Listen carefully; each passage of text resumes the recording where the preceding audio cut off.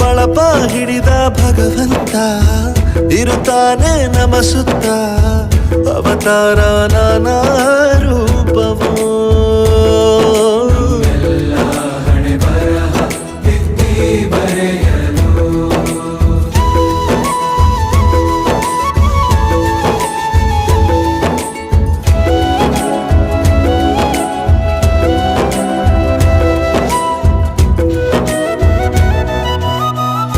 ಬಾಳಲ್ಲಿ ಲೆಕ್ಕ